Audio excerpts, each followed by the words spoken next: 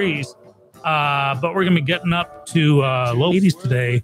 And right about the time we're supposed to go off the air, Dick, that's when the storms be happening. So let's hope that Skippy doesn't PTSD and start, I couldn't when sleep are last you night. going to go get help? Because I think it's either every time it's going to rain, you're going to say PTSD. So if you keep saying that, I get worried.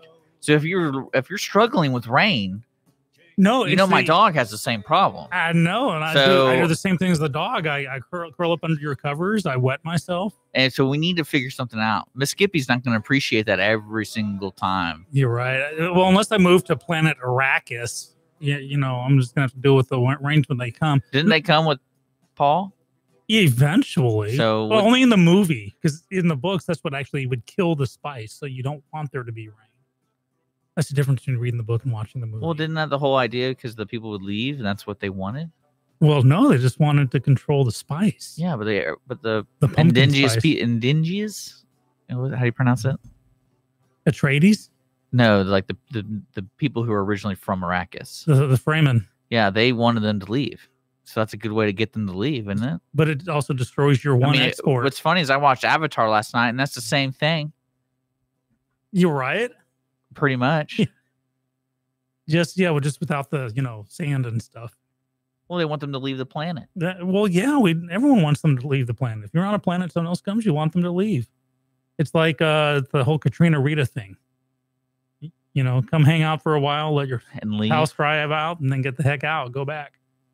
Okay. Yeah. Well, it's funny. I've been watching Babylon 5, and I really like that show a lot. Have you ever seen it?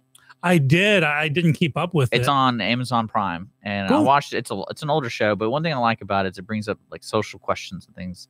So, and one of the big issues, the reason Babylon 5 exists is so they could bring all the aliens to have a central equal hub. Mm-hmm. Do you think when aliens, if we ever do encounter aliens, do you think there's ever going to be like pro-human race, like revolts and things like that? Yeah, well, you can also repeat ourselves. Look at any X-Men storyline too. Whenever there's something different, mutants or aliens or something, there's always going to be that subsect. But here's the funny thing, and unfortunately, the Zack Snyder Superman reboot just kind of ruined it for me. Humankind, when the aliens show up, we can deal with it because we've dealt with Superman for what? Yeah, that was a 70 little weird. years. That was a little weird. And no one cares, So Superman's proof positive. There's life on other planets, and life goes on. So whatever the reasoning for, hiding Roswell out and stuff like that. Because that's why, and that also gives you a reason why Batman's the best superhero, because he's not a superhero. He's just a hero. He's the Cape Crusader. With his ward named Dick. Yeah. Did you want to grow up to be Dick Grayson? No, because doesn't he die in one of the plot lines? No, well, everyone dies at some point, but no, it was Jason who. Dick Grayson finally becomes Nightwing, and there have been other Robins. Okay, and Jason is the one who gets killed by the Joker. Yeah, I was reading that there was a screenplay treatment for Batman Beyond, an actual real life film of it. So I thought that was pretty interesting. You know what I'm talking about? The other cartoon? Where it's Bruce Wayne's like 60 or 90 something. How old is he supposed to be in that? He's old enough to where he has a cane. I know that. But that could be like, he'd be 50. Dude, I'm 52. I need a cane. Well, he could be like 50. Because imagine his body. Yeah, at 50. Saying. He's just. Well, he has a Lazarus pit, right? Didn't he have control of that at one point? And one of the. Isn't that like the Lazarus pit? That's a Doctor Who thing. No, it's not. That's Ra's al Ghul. But Doctor Who also had an episode called The Lazarus Pit. No, that's a whole episode where they want Batman to be like. There's a whole timeline where they want Batman to be the next Ra's al Ghul, which they did in the Batman Begins movie. Mm-hmm. But then he had access to the pit for a while. So does it rejuvenate his? I don't know. Well, I think that knees? was the thing where it's like he never used it, or he did. I mean, I don't know which timeline we're talking about. There's so many different versions of Batman. I know, right? Would you use it? Yeah. Okay. What an opportunity to like get rid of the aches and pains and get the hair back. You betcha. Do you think your personality would change if you knew immortality was achievable? No. You don't think? You think you would still do C3 productions, still come in the morning? Yeah, because you still do the same thing. Just because you're immortal doesn't mean you you can stop paying the bills. That's true. You know what else came to Amazon Prime? Highlander, the TV series. Awesome. So I want to definitely check that out. Awesome. Did you watch it when it was out? Oh yeah. Okay. It was one of those shows that it was on like Saturday mornings, Sunday mornings after cartoons. And so as I got older, I would sleep in and not watch cartoons, but I watched those shows, if that makes sense. The timeline worked out. But are you talking the animated series? Or no, I'm talking about the live action with Adrian movie. Paul. Yeah. Okay. So nice. It was that, Beastmaster, and then there was like two other. It was Hercules, Xena. They had like a little action pack. I remember it was Saturday or Sunday nights because I was working at a job where I was by myself. It was in this room by myself, and I was able to watch TV. And so Channel 39 had this block where it was Star Trek Next Generation. It was War of the Worlds, Jerry O'Connell and My Secret Identity. God, Burt Reynolds played the voice of the dad, a girl who's half alien. Out of This World. That's the show? Yeah, it was called Out of This World. I'm gonna look it up. Doug McClure was in it. Now, is this one of those shows that was like 6 episodes and they got canceled? No. Actually, Out of This World lasted for a while. It was this girl who finds out her dad is an alien, and she's got these powers. And so every year they give her a new power on her birthday. Yeah, 4 seasons. Yeah, it didn't reach 100 episodes though. That's gotta suck. No. Then there was My Secret Identity, where Jerry O'Connell has this kid lives next door to a mad scientist, and kid gets superpowers, so he calls himself Ultraman. So he can float, but he can't fly. So he learns how to use like aerosol cans to direct his flight. And then War of the Worlds, first season was awesome. Second season just blew chunks. It was like Highlander 2. You got people involved that had no idea what was what. Well, they just wanted to skip ahead. Yeah, it was terrible. And then, of course, Next Generation.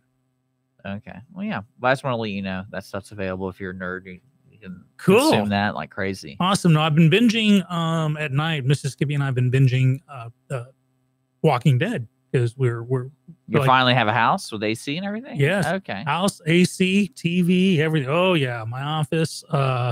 And guest coming on later this morning, Brett, he and Donna, his wife, totally helped out. In fact, they helped feed Mrs. Skippy's refurbishing beastie. What are we talking about? We got this new piece of furniture that my wife just had to have. Okay. And so they facilitated it. Brett did offer to lose it for a price, but I couldn't meet his price, so they delivered it. There's a fire in the backyard. Yeah, right. Okay, but you have a good Father's Day? Yeah, it was pretty quiet, trying to catch up on some work. My mother and wife took me out to Olive Garden for lunch, late lunch, early dinner. Okay. And other than that, so you went to Luby's? No, Olive Garden. Oh, it's the same idea, right? Well, no, Luby's. Actually, Olive Garden and Luby's are practically the same type of person who goes to eat there. True. I feel like it is. True, but Luby's to me is comfort. I only base it off my grandfather. No, Luby's is also a lot cheaper than Olive Garden. Is it? They charge for the dipping sauce now at Olive Garden. They were like, they had like unlimited breadsticks. Oh yeah, you got the breadsticks, but would you like marinara, fettuccine, or 5 cheese dipping sauce? So we each chose the dipping sauce. Like, yeah, sounds good. Charge $3.50 each. How big? Little. So it's like a queso. So it's like a queso. Less than a queso, but okay. Well, you know what my favorite thing happened was all my brothers who were dads basically said for Father's Day I don't want to do anything, so they didn't come to Father's Day. Isn't that pretty? I thought it was really funny, but I felt really bad. I did ribs, I did briskets, and I did a chicken. Where are they? I'll celebrate. We divvied it up. I'll celebrate with you. So, but it was really funny because it's like my mom was. I kept asking my mother, I was like, "How many people are coming?" And she's like, "I don't know. They haven't responded yet." So finally, I started calling, and it's like, "Oh yeah, he didn't want to do anything. I don't want to do anything. I just didn't want to do anything today. It's my Father's Day." So I was like, "Okay, well, y'all sure to call Dad and let him know." You're right. Did I tell you my son got me a DNA test? Yeah, for Father's Day. So I spit in the tube and sent it off, and he called me yesterday. And he talked about all the cool stuff you learn with this test. Okay. All the health markers. So you got it back? I haven't gotten it back, but okay. What you can do, this company, you can compare the results. If you have like your family circle, it'll mix it all together. And so, because I know what his markers are, but my markers may be different, so we'll be able to compare them. Okay. Yeah. I mean, the food was good though. I wouldn't know. Yeah, I always bring you food. You brought me the ribs. Yeah, they were good. Brisket, you can't though. That's my dad. Like my dad likes brisket all day, like for the whole week. That's what he'll eat. So that was my Father's Day gift to him. I was like, "Here's this beautiful brisket." Just give him a handwritten card. It was in the brisket. No, all soggy. But you know what? My favorite also this weekend. It had one of those weird days when it rained while it was sunny. So everything was white outside. That's how I knew it was raining because it was reflecting so much. And I'm like, what's going on out there? And then, so that was interesting. So you think the big rain's coming?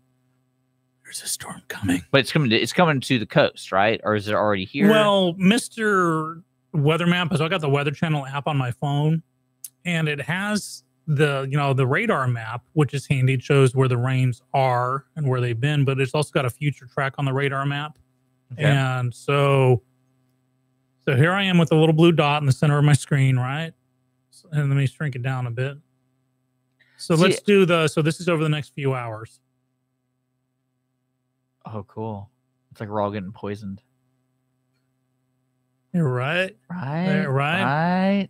All right, we got to take a break here on Mornings with Lone Star. Okay. We got a special guest. We have, I'm going to apologize to Brett. I read on my phone because it's like, it just says I thought it was a woman because it said, I don't know why. And when I saw you, Brett, I was like, wait a second. And that's when I asked Sean, I was like, Brett, yeah. That's awesome. I can't wait to have Brett has come to regale us this morning. So if you tune in for Brett, it's perfect. If you got a question for Brett, he's one of our most active users on Facebook Live. But we are on YouTube Live, and we're online at irlonestar.com. And then, of course, Conroe's FM 104.5, 106.1. We will be right back here on Lone Star Community Radio. Into this house we're born. Conroe Coffee is a local coffee shop located in the heart of downtown Conroe at 206 North Main Street, Conroe, Texas. Conroe Coffee serves breakfast, lunch, and dinner, along with other treats and coffee. For more information regarding store hours and delivery in downtown Conroe, Conroe Coffee is on Facebook or by telephone at 936-266-7632. We would like to thank Conroe Coffee for being a supporter of Lone Star Community Radio and our morning sponsor with Mornings with Lone Star. Our talk shows and music shows are looking for sponsors. Want to expand your brand awareness? Reach the hyperlocal audience in Montgomery County? Lone Star Community Radio sponsorships accomplish this. Want to see our stats and rates? Check out irlonestar.com/sponsor for more information. Or call in and leave us a message at 936-647-3776 with your questions. Get seen on TV, YouTube, and heard on our podcast, FM, and internet radio. Support your local radio station with Lone Star Community Radio. Hispanic Chamber Connections with Dr. Carlos Sanchez, President of the Woodlands Conroe Hispanic Chamber of Commerce, featuring event announcements, member highlights, and more. Tuesdays at 1 p.m., broadcasting from the heart of Conroe, Texas on irlonestar.com and Conroe's FM 104.5, 106.1. Business office cleaning is available in the Montgomery County area from Clean Sweep Office Cleaning, with scheduled cleaning services such as floor care, window care, trash collection, restroom disinfection, and stair and elevator cleaning. Clean Sweep can service a business one time or on a regular schedule, with daily, weekly, and monthly options. Clean Sweep Office Cleaning can be found online at cleansweepofficecleaning.com or by calling 832-689-7996. Clean Sweep Office Cleaning. Take back your time and let us make your office shine. Mornings with Lone Star is sponsored by Clean Sweep Office Cleaning.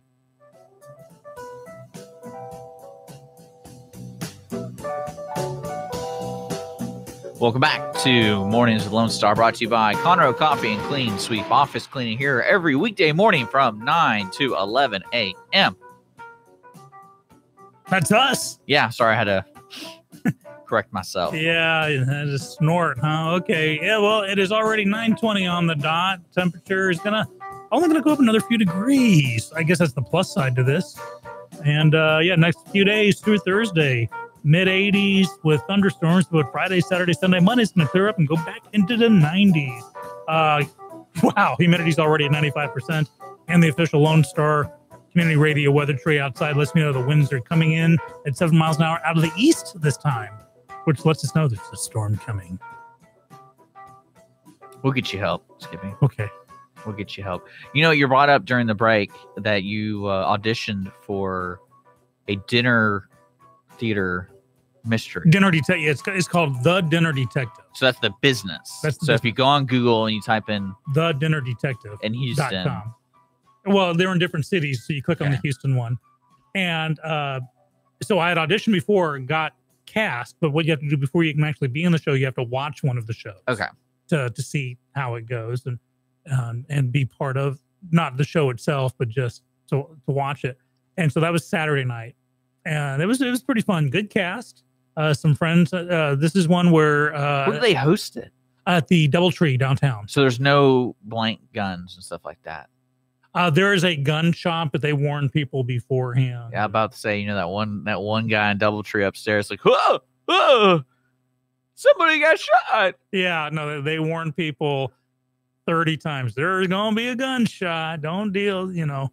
And it was funny because the point when the gunshot came, it happens outside the door. You know, someone goes stomping out, and someone else is supposed to come in saying, "I've been shot." Well, if you've been in theater, or especially dinner theater, you know that there's always one guy who's like half a beer away from just being a total poopy head.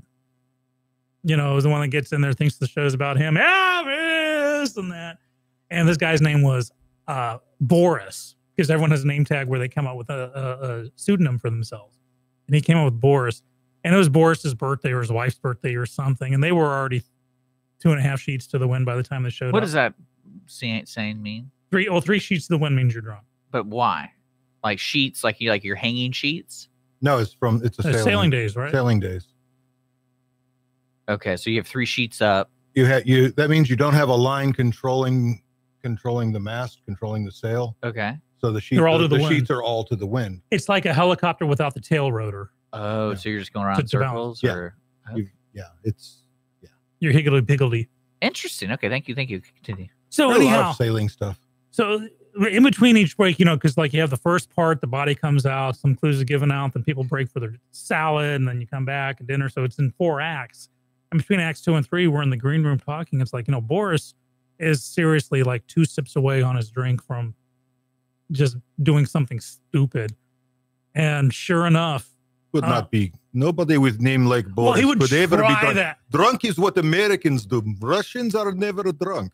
You name Boris, you always sober, no matter how much vodka you drink. And he tried that. He tried doing the accent and stuff, and it just was not working.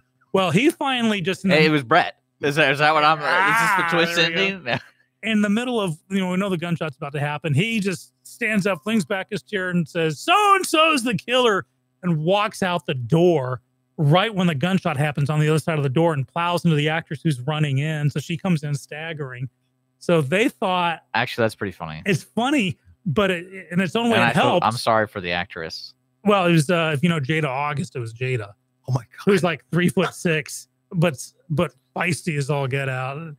And so people thought, because everyone has to decide who the killer is. Okay. And so like half the audience at that point thought it was Boris, because it's like, wow, he just went out there and shot the woman. Yeah, so that was fun. Well, maybe that should inspire the writer for the next one. Is try to like that to make it more realistic. Well, no, see, the cast members are trained, because part of the training, you know, we're getting is how to deal with the unruly cast. Well, no, I understand that, but it's more of so fast. You throw the audience off, and if they make them feel uncomfortable because they get like, I guess they get what's the correct word where the suspicion of belief gets even worse because you're like, is this guy really drunk? Like, this is getting kind of weird, and then that could confuse them. Yeah, you're trying to figure out if this is part of the show or not. Yeah, and because in fact the murderer, you should do a Me Too thing. And people get really real weird. I'm Spartacus. I'm Spartacus. But so I can't give. I actually had to sign non-disclosure agreements. It's awesome. So I can't give anything away. But no, I really want to check it out. And the thing that kind of concerns me is it's a huge room, isn't it? There's like 100 people eating there. Well, it's like a quarter ballroom size. It's one of the upstairs meeting rooms, but it's not small. I'm surprised like businesses don't do this as a networking. Oh, they show. do. There are a lot of private parties. Well, the private parties I get because it's like fun, but it sounds like you're at a table with 10 people. Probably about 6 or 8 to a table, 2, 4, and a dozen tables. So it was over 100 people. Okay. And well, I'll make sure I'll make sure when I come to Boris it, and then really confuse people. Hopefully by then I'll be the detective and I can Don't you know this guy, Sean? Club you on the head.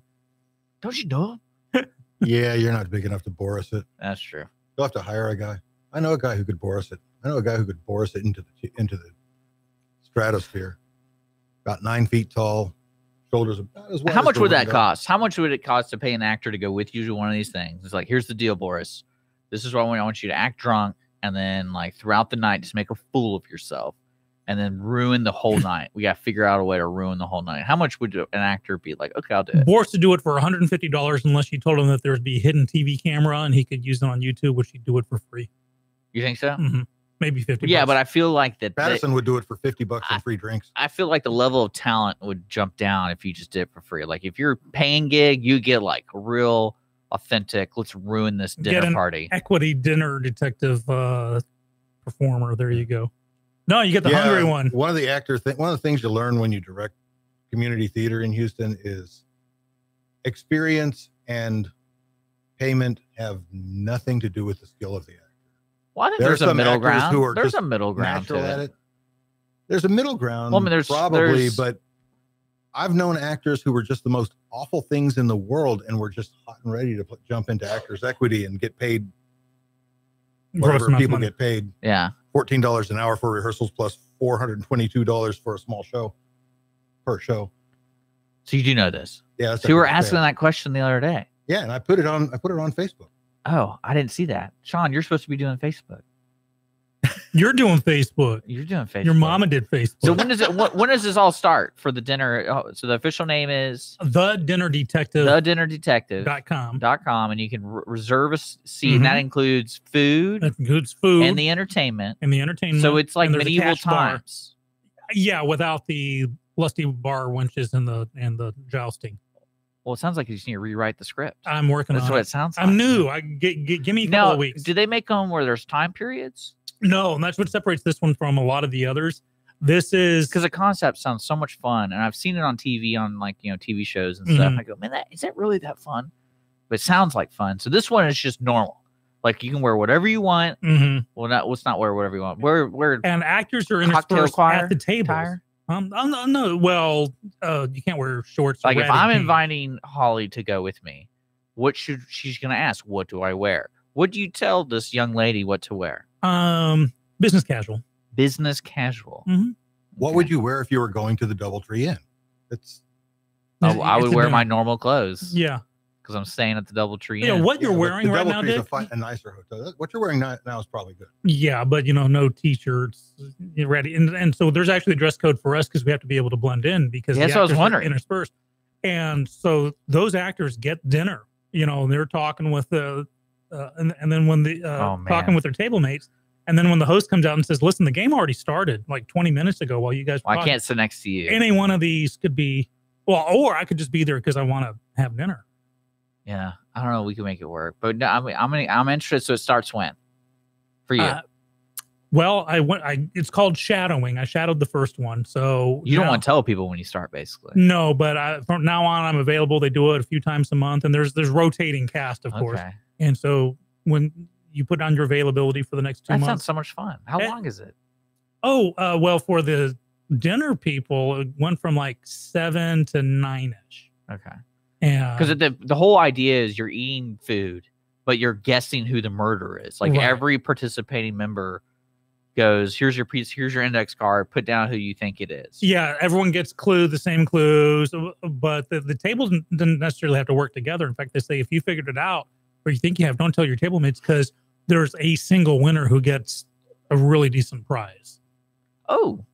So the person who guesses the killer, and if more than one, then it's like who can narrow down the reason. The killer is always an actor, right? It's never one of those twists where it happened to be just a patron. I can neither confirm. See, that's cool. Deny. That's exciting.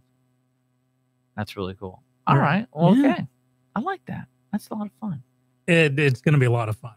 Okay. Perfect date night. Right? Yeah. A lot of people got into it. And you can stay at the DoubleTree, so you just get totally loaded like Boris and just walk upstairs. We were hoping that Boris and his wife were staying there because he was. And now is this the DoubleTree on Westheimer? This is the one. It's in downtown Houston on like Bagby. Okay. And Allen Parkway. I know what you're talking about. Yeah. Right across, pretty much around the corner from the Hyatt Regency. Yeah. So yeah, nice digs, great entertainment, and if you're lucky, you catch me there. Okay. Yeah. Have you ever participated in something like this, Brett? What? You ever participated in something like this? Well, we did because you're an actor, right? Stop listening. So one thing I want to know about y'all's history. I did one for a party for my wife. Okay, so she goes, "Hey, I want to have a party," and you go, "I got a great idea. So we did I'm going to do a dinner mystery." That was her idea. Okay. I never write for free unless somebody pays me. So your wife paid you? That's a nice birthday gift. She paid. Yes, right. she did. She paid. So we did this one, and it turned out to be enough of a success that another friend of ours actually did pay me and my wife to create one for her 40th birthday party, I think. And that turned out to be great success, and then we never did it again. Well, I mean, any live production, it's probably difficult to put on, but it's always fun to execute. So would you say in your involvement in theater, was this just as much involvement as doing like a stage play, or is it a lot more fun? Kind of like doing the radio plays. Mm-hmm. There's a little bit more there's different techniques going into it. Plus, you don't have to rehearse for 3 months. Right. That's the nice thing about the Dinner Detective. The rehearsal is, now that we've shadowed and we have the scripts beforehand, the rehearsal is literally 2 hours during the night. You're improvising some, right? Yeah, a lot of it's improv. A lot of it. You have to stick to the script with the talking points, with the clues and stuff, and certain gags. Did you do that when you wrote it? That was pretty much it. Is the whole, all of the rehearsal was getting everybody familiar with their character, getting everybody familiar with the clues that they were supposed to know, the ones they were supposed to be able to give out, and when they were supposed to give them out, and that was it. Everything else was almost 100% improv. How do you, with the dinner, how do you get each table to hear the clue? Because I imagine like the 6 people at your table are giving clues throughout the conversations. Oh no! The plants on the tables, they're audience members, meaning that, they're like as shocked as anyone else. There are 2 detectives basically the body comes in the room. Body comes in, dies, and then they get the body out, the detectives, and then they're like, okay, this is now a crime scene, and we need help with this because we're really bad detectives. And so every table gets the clues that they find. Here, we're gonna go make copies of this clue. Yeah, that's cool. That's how they do it. Yeah, you guys are pretty interesting. Now, could you do one that's like a real threatening scenario where people actually feel like they're in danger? Yeah, that's more of a haunted house thing. This one, you want people to feel comfortable. You don't want to freak them out. This is for the whole family. So my idea is we could have it, but not tell anybody that it's a murder mystery. So it's just like, oh, come hang out at Dick's house. And then somebody's like running around outside with a knife and stuff like that. You think that would go well with everybody? No, that would never go well. That kind of thing never, ever goes well. Until the armed neighbor says, I'm going to save you. Ooh, that would be wonderful. Yeah, that kind of reminds me of the gunshot story. Uh-oh. So you want to say the gunshot story for the next break? Yeah. Oh, okay. So we were doing next break. I'll say it for the next break. Yeah, next break. All right, it's 9:33 here on Mornings with Lone Star, irlonestar.com. We'll be right back with Brett and also Skippy and me. The world on you depends on life. Business office cleaning is available in the Montgomery County area from Clean Sweep Office Cleaning, with scheduled cleaning services such as floor care, window care, trash collection, restroom disinfection, and stair and elevator cleaning. Clean Sweep can service a business one time or on a regular schedule, with daily, weekly, and monthly options. Clean Sweep Office Cleaning can be found online at cleansweepofficecleaning.com or by calling 832-689-7996. Clean Sweep Office Cleaning. Take back your time and let us make your office shine. Mornings with Lone Star is sponsored by Clean Sweep Office Cleaning. Hey guys, this is Connor. This is Dick. This is Chris. And we're with the Ticket Stub Podcast every Thursday live at noon on 104.5 and 106.1 FM in the Conroe area. Also, anytime at irlonestar.com. You go to irlonestar.com/TTS. You can find all of our social media. And don't forget, we give away 2 tickets to the Grand Theater on every show. If you like movies and you like complaining or celebrating anything that has to do with the silver screen, check out the Ticket Stub Podcast and join us every Thursday at noon o'clock on Lone Star Community Radio.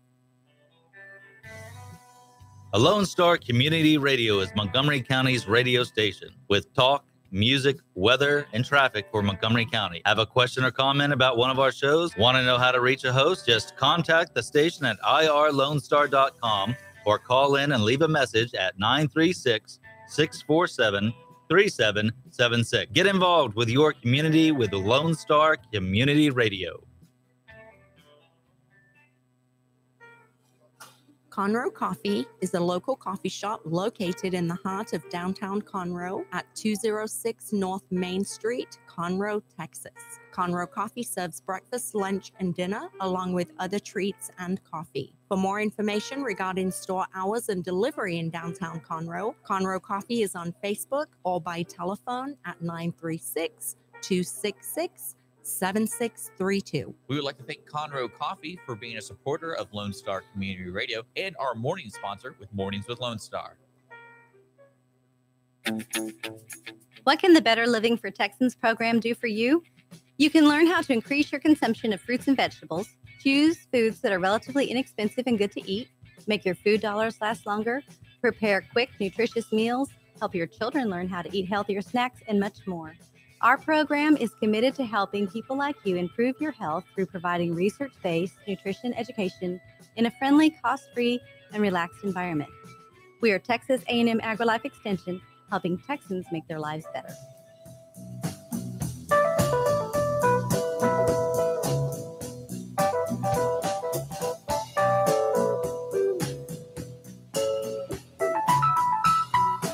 All right, welcome back. 937 here on Lone Star Community Radio.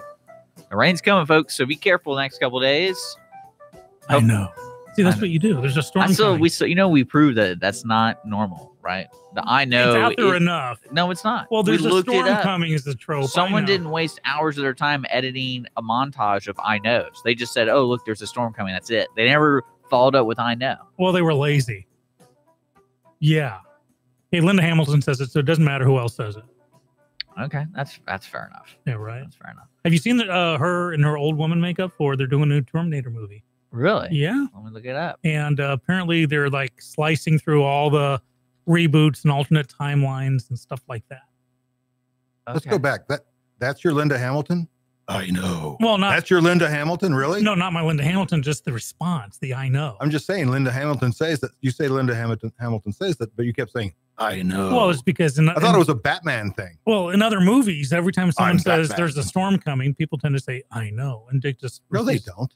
Yeah, well, in my universe, they do. See, I was trying to tell him that, and I looked it up, like, because I know there's a like storm. 3 movies on the planet where that happens. Well, that's 3 more than otherwise. But there's more movies that say there's a storm coming with nothing following it. Well, and that's just lazy writing, because you're supposed to answer with, it's like, I'll see you in hell. I'll see you first. How many movies has that? Probably approximately 3. 5, and it's usually followed with somebody getting shot in the face. But again, we all I'll know see you in that hell. trope. You first, blam. Yeah, but we all know that trope. Even though it made 3 movies, it's still 5 events don't really make a trope. Yeah, I'll see you in hell is no. Hold on, we got to find that one out. No, I'll see you in hell is a trope. The you first response. Oh, that's what I'm saying. The response to the trope. What world are you living in? A world where it doesn't rain? Oh, that's Fantasy cold. world? That's cold. Fantasy man. world. So I want to hear the story about because y'all have been acting together before, and we have acted together. Yes. And actually, to be honest, we've only done a few shows where we both shared the stage. Yeah, the first one was in Agatha Christie, where I got called in at the last minute. I wasn't in it. You weren't in that one? I wasn't in that Donna one. Was. Donna was in that. I wasn't in that. Yeah, Donna played my wife, and that was the one where the tape broke because it's before the days of CDs, and there's a sound effect that's like vital to the plot, and it's not happening. We look in the tech booth, and the guy's hauling out the broken cassette tape, and yeah. Yeah, that's the one where Joe lost his silver dollar. You're talking about too many memories. So I want to hear. I want to hear the story about shooting a blank gun. Oh, and getting in trouble, or whatever the result was of shooting the starter blank, not just a normal stage blank, but a starter blank to a race. Yeah, it's important to the story to understand that there are 2 kinds of blanks.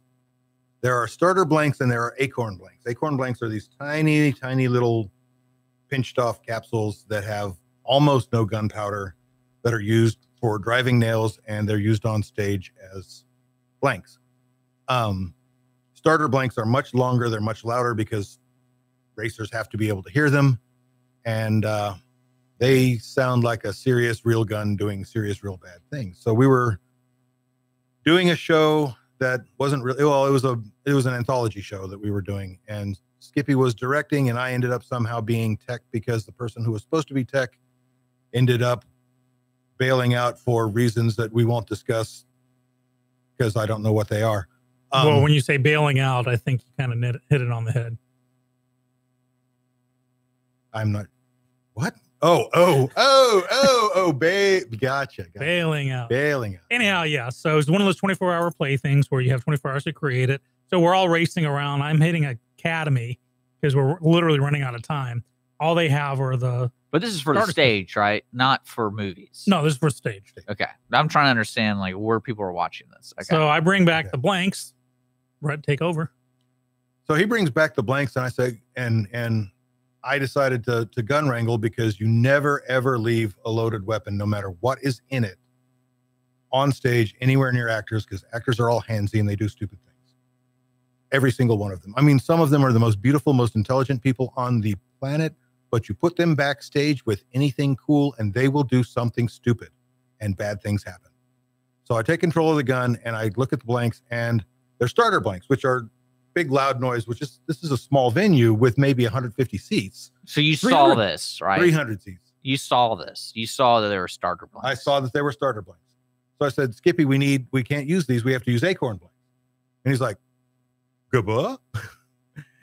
Because stage firearms is a pretty specialized field, even for directors. And there are a couple of directors and a couple of technicians out there who know enough about stage firearms to get away with it, but not a whole lot. Anyway, so I said, no, this is way too loud. Let me show you. And he said, oh, you're going to fire it off in here? I said, no, I'm not going to fire it off in here. It's too loud for in here. We take it outside. And first of all, the starter pistol, which was just an awful 5 million year old starter pistol, didn't want to fire. So we finally got it to fire, and it goes off, blam, right next to my ear to begin with. So I was deaf for the rest of the week because I'm old and any damage is going to last forever. But that was about it. As far as we were concerned, that was about it. Skippy said, I'll go look for what are they? Acorn? Yeah. And so he's wandering around trying to find, on his phone, walking around trying to find acorn blanks. And then the calls started coming from all around the heights. It was people calling in, the police calling in, wanting to know if somebody got shot. You know the old game where you whisper in someone's ear and go into you hear one gunshot. I'm getting calls back.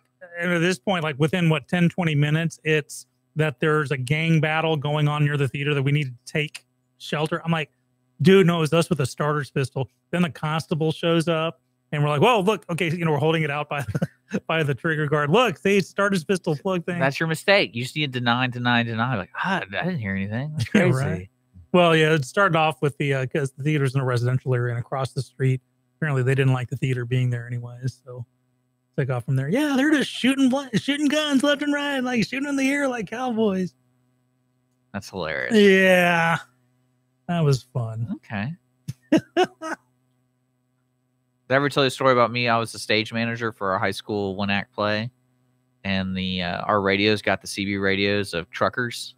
And so we're sitting there, and I'm doing the backstage stuff. I had the mic, and then I think our teacher has the other headset, and then two other people had the other headsets because there was like back and forth to the lighting and everything. And all these truckers started getting on, and my teacher was like yelling at me to get them off. And I'm like, "What do you want me to do? They're not here. Like we're getting the signal, so we can either change bands or." It was really a funny thing because I was like, afterwards, I was like, "Yeah, what'd you really expect me to do?" Because I felt like that's the most typical director / power hungry kind of person. Like, just fix it. And like, well, do you understand the concept of radios? No, that's why I hired you. Fix it. Yeah. And he's like, because the CB guys are like, oh, this sounds interesting. What's going to happen next? I'm sorry. I'm still hearing it in my head. It's like, yeah, Tech, I'm going to need that spot in 3, 2, 1. All right. Red Rover, you got to be able to meet me down at the Buc-ee's because I'm looking for some. Got Smokey Bear on my 6. No, it really was like that. It was hilarious. And then I was like, oh. I actually, only about a year or so ago, I stumbled across an old portable plug into your car cigarette lighter CB radio for emergencies, and unpacked it and plugged it in, and it actually worked. And I was able to tune in. I was driving to Dallas, and there was a lot of traffic. One of those, everyone stopped.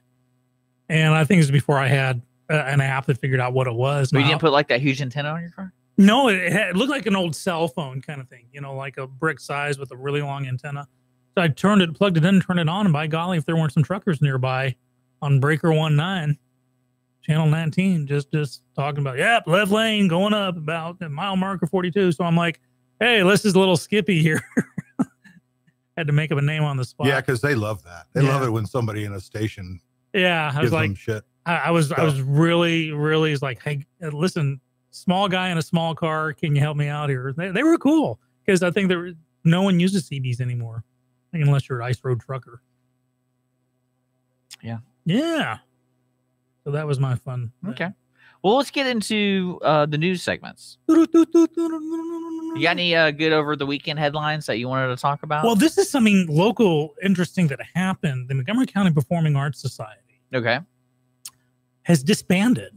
Oh, wow. Yeah. And they had money in the bank. They had about $35,000 in the bank. And so they presented that to the Greater Conroe Arts Alliance. Oh, so this is like under the table dealing. Okay. Well, no. It was a big presentation. The Montgomery County Performing Arts Society, or MCPAS, was largely volunteer based, and unfortunately, a lot of them volunteers. They lost a lot. They figured as the cost of bringing in professional talent keeps on going up, that they couldn't keep up with it. So they made a very, very difficult decision. I imagine they've been around for 40 years. Mm-hmm.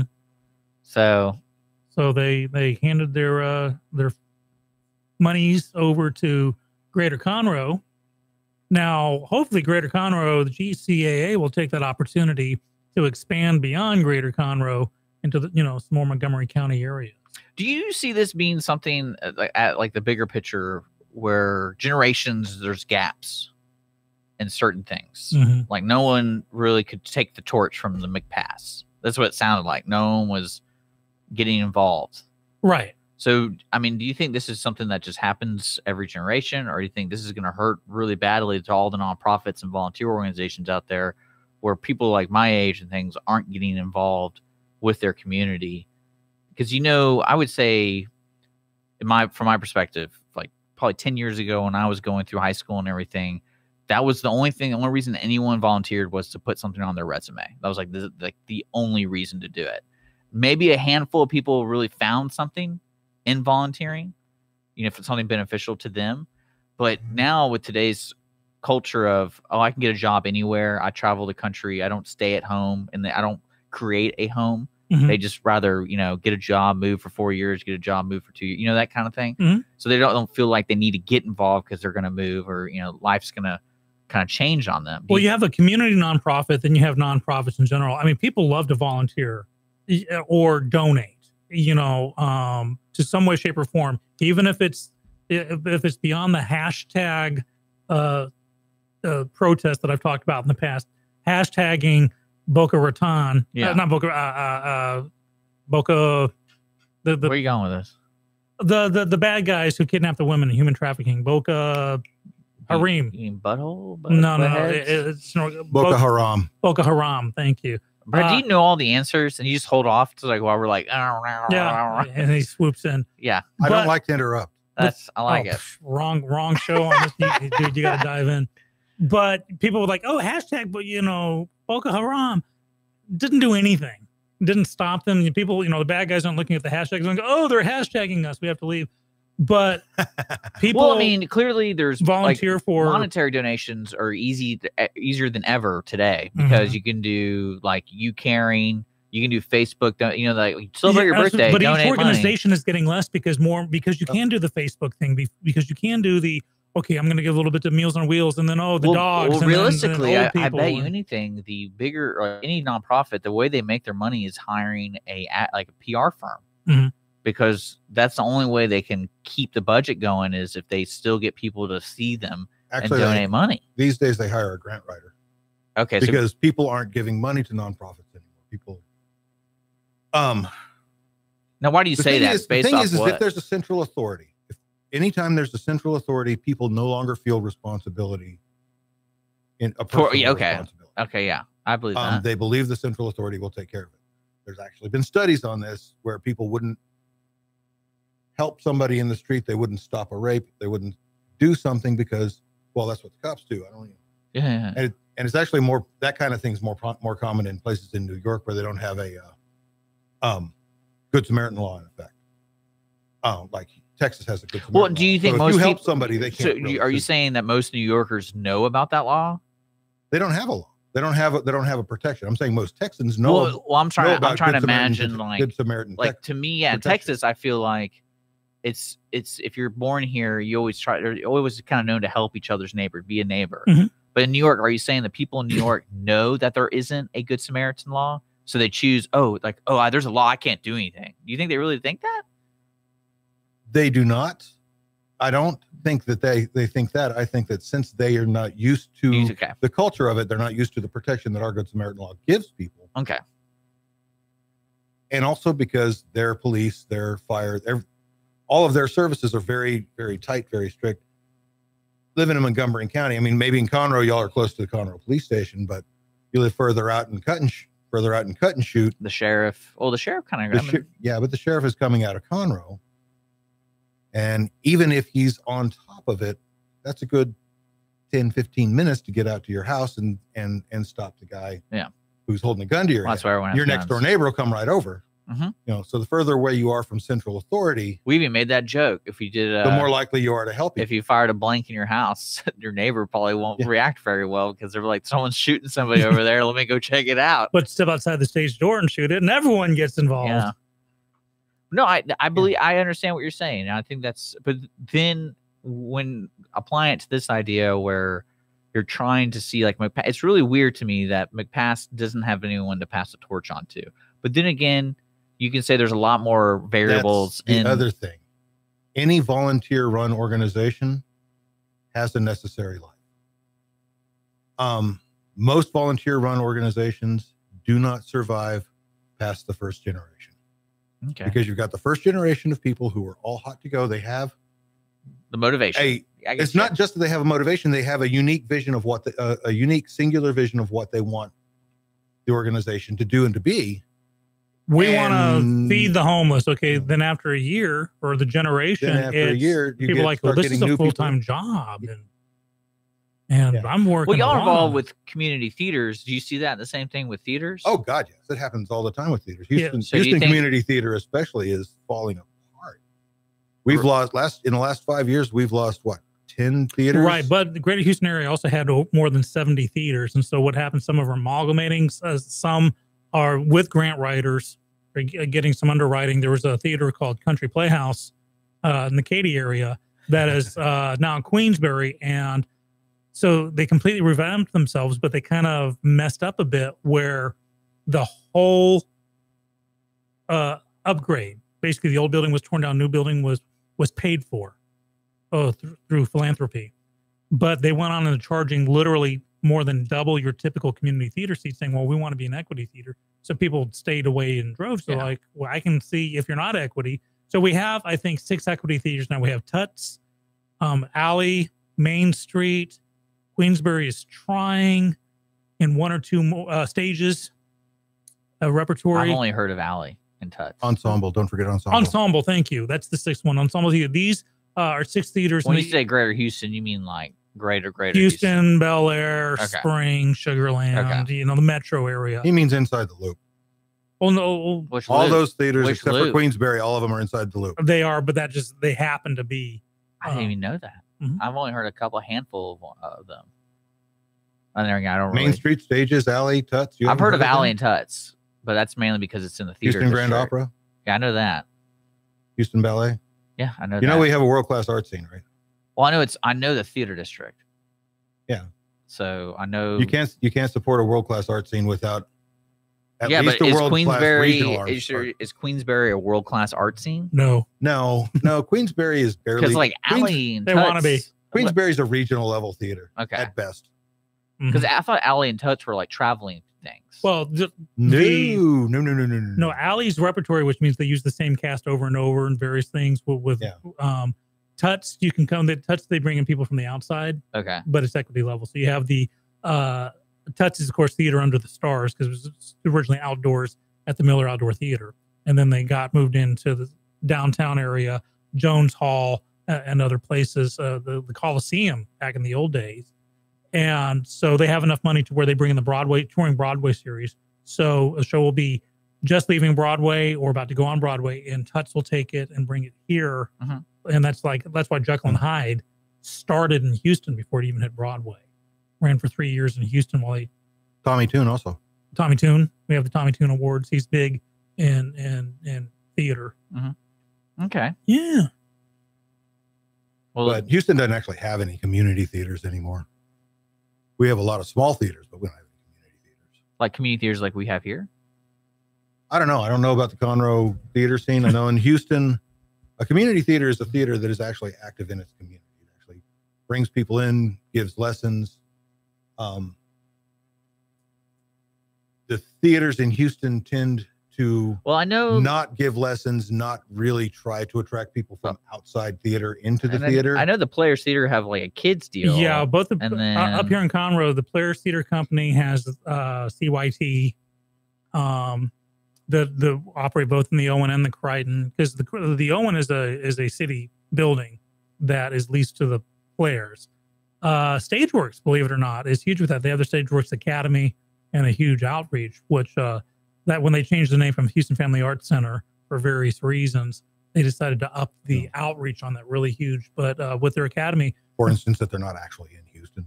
Oh, and that's the thing, and that's why they have to outreach so much, because they're not allowed any Houston grants. Houston Arts Alliance won't give them a single grant because they're in Cypress, even though they have a Houston address and a Houston zip code. There's how the city lines do their little things. They're in Cypress, so they're not eligible for a single Houston grant. I feel like that's something you complain to the mayor about. They did, because Cypress doesn't have an arts grant. So they go out with. I feel like if you have a Houston address, you should be eligible. Houston Arts Alliance isn't a government entity. Houston Arts Alliance is a nonprofit. It's 501c3. Yeah. Right. But who gives money to them? And that goes back to the central authority problem. Again, a lot of philanthropy. Okay. They have a board of directors. The dues that come in. Yeah. So if you're not in actual Houston city limits, that cuts you off from a lot of opportunities. So you have to grow out. Now, Montgomery County does have a huge art scene that's just growing. That video I was shooting over the last couple of weeks, the people I was interviewing blew me away with what we had, especially the mayors. Well, something happened either in the state or the federal level where grants were, like you said, that's the way to go now. And you have a professional grant writers almost. But everyone's aching for the same piece of pie. Yeah. And that's the problem. It was when it was just the wild jungle and there were community theaters and small theaters all over the place. They depended on their patrons. Their patrons would like season ticket holders and all that stuff. Yeah. Well, they'd also donate, because no theater can survive on ticket sales, because ticket sales barely pay for the rent, pay for the space. Yeah. So, but then they started getting together. Houston Arts Alliance started because leaders of certain museums and certain theaters thought that it'd be better to centralize collections and centralize donations and disperse them out. Well, let's talk about, when we come back, McPass and who's going to take on their responsibility. Yeah, the growth potential for GCAA, fingers crossed. Yeah, you're listening to Lone Star Community Radio. It is around 9:59. We're going to take a quick break. Thanks for listening. We'll be right back. Into this world withdrawn, like a dog without a bone, and act around. You're listening to Lone Star Community Radio on 104.5 KCZW LP Conroe and 106.1 KZCC LP Conroe, and worldwide on irlonestar.com. Business office cleaning is available in the Montgomery County area from Clean Sweep Office Cleaning, with scheduled cleaning services such as floor care, window care, trash collection, restroom disinfection, and stair and elevator cleaning. Clean Sweep can service a business one time or on a regular schedule, with daily, weekly, and monthly options. Clean Sweep Office Cleaning can be found online at cleansweepofficecleaning.com or by calling 832-689-7996. Clean Sweep Office Cleaning. Take back your time and let us make your office shine. Mornings with Lone Star is sponsored by Clean Sweep Office Cleaning. Does volunteering at a nonprofit horse sanctuary sound wonderful? Or are you a veteran or a veteran spouse and think trying a peer group session through a local Horses and Heroes equine program might be worth trying? Henry's Home Horse and Human Sanctuary, located in Grand Central Park by appointment only, is home to a growing number of rescued and donated horses. Visit our website at henryshomehorsesanctuary.org or check out our Facebook at Henry's Home Horse and Human Sanctuary for more information.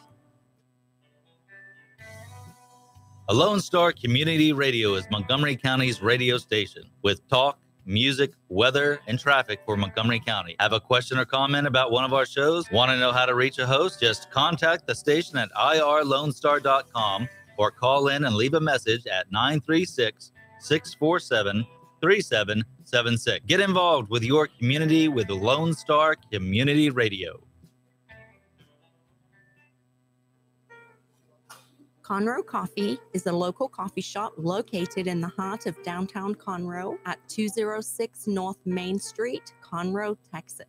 Conroe Coffee serves breakfast, lunch, and dinner, along with other treats and coffee. For more information regarding store hours and delivery in downtown Conroe, Conroe Coffee is on Facebook or by telephone at 936-266-7632. We would like to thank Conroe Coffee for being a supporter of Lone Star Community Radio and our morning sponsor with Mornings with Lone Star.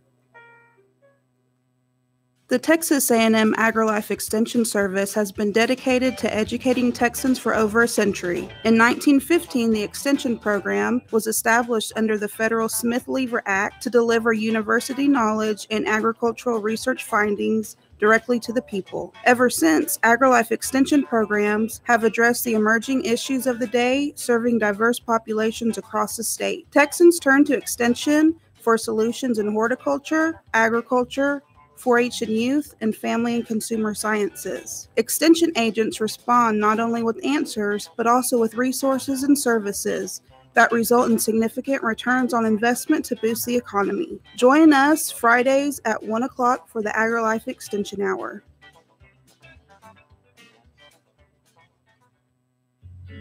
Did you know there are more than 790 abused and neglected children currently in foster care in Montgomery County? Will you help make a difference? I'm Allie Stevens with Casa Child Advocates of Montgomery County. We train and support volunteers to be the voice of children in the foster care system. Kids are removed from their home because of abuse and neglect, and we need volunteers just like you to advocate for these children. To learn more about becoming an advocate, please visit CasaSpeaksForKids.com. That's CasaSpeaksForKids.com.